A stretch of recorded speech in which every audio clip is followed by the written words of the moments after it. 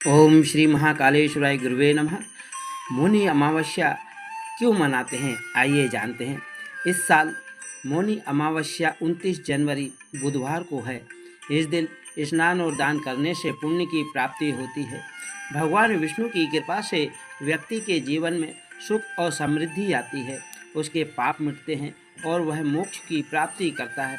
मौनी अमावस्या पर पितरों की तृप्ति के लिए तर्पण, पिंडदान, श्राद्ध आदि करते हैं। गृहस्थ और साधु सन्यासी मौनी अमावस्या के दिन व्रत रखते हैं और पूजन करते हैं। पूजा के समय आपको मौनी अमावस्या के इस कथा को अवश्य ही सुननी चाहिए। इससे आपका व्रत पूर्ण होगा और आपको पुण्य फल की प्राप्ति होगी। मौनी अमावस्या व्रत कथा सुनते हैं। मौनी अमावस्या की पौराणिक कथा के अनुसार कांचीपुरी में देवस्वामी नाम का एक ब्राह्मण का परिवार रहता था। उसकी पत्नी का नाम धनवती था।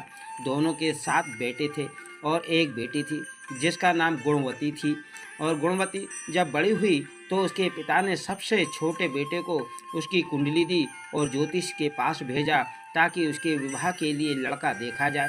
ज्योतिषी ने बताया कि गुणवती विवाह के बाद विधवा हो जाएगी। यह जानकर उसके पिता देवस्वामी और माता धनवती दुखी हो गए। उस ज्योतिषाचार्य ने बचने का कोई उपाय पूछा। जब ज्योतिषाचार्य ने कहा कि सिंहल द्वीप में सोमा धोबिन रहती है जो बहुत ही पवित्र है। यदि सोमा धोबिन तुम्हारे घर आकर पूजा करे और अपना अर्जित पुण्य दान कर दे तो गुणवती का सुहाग बच जाएगा और वह दोष मिट जाएगा। यह जानकर देवस्वामी ने बेटी गुणवती को सबसे छोटे बेटे के साथ सोमा धोबिन के घर सिंहल द्वीप में भेजा।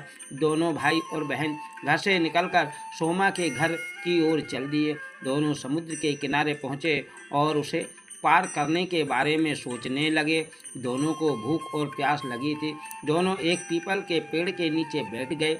उस पेड़ पर एक गिद्ध का परिवार रहता था। गिद्ध के बच्चे ने गुणवती और उसके भाई की बातों को सुन लिया। गिद्ध के बच्चे ने अपनी माँ को गुणवती और उसके भाई के बारे में बताया।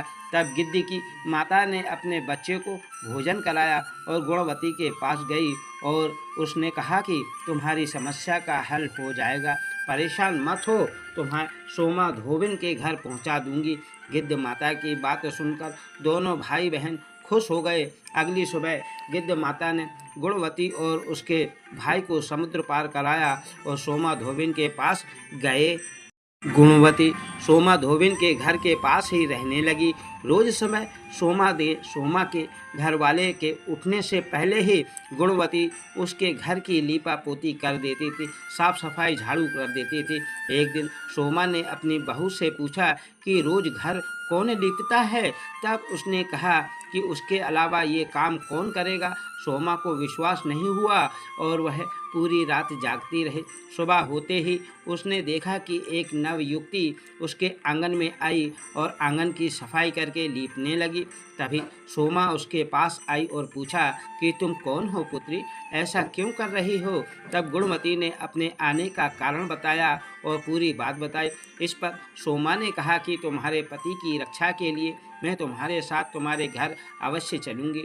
एक दिन सोमा गुणवती के घर गई। उस दिन गुणवती का विवाह हुआ। ज्योतिषाचार्य के बताए अनुसार विवाह होते ही गुणवती के पति की मृत्यु हो गई। तब सोमा ने पूजा पाठ किया और अपने पुण्य की गुणवती को दान कर दिया। इस उपाय से गुणवती का पति जीवित हो गया। उधर सोमा के पति और बेटे की मृत्यु हो गई। तब सोमा घर पहुंची। तब उसे उसके पति और बेटे के शव को रखा गया। रास्ते में सोमा एक जगह पर रुककर पीपल के पेड़ के नीचे श्री हरि भगवान विष्णु की पूजा की थी और 108 बार उस पेड़ की परिक्रमा की थी। उससे अर्जित पुण्य से सोमा के पति और बेटे जीवित हो गए थे। वे अकाल मृत्यु को मुक्त हो गए थे।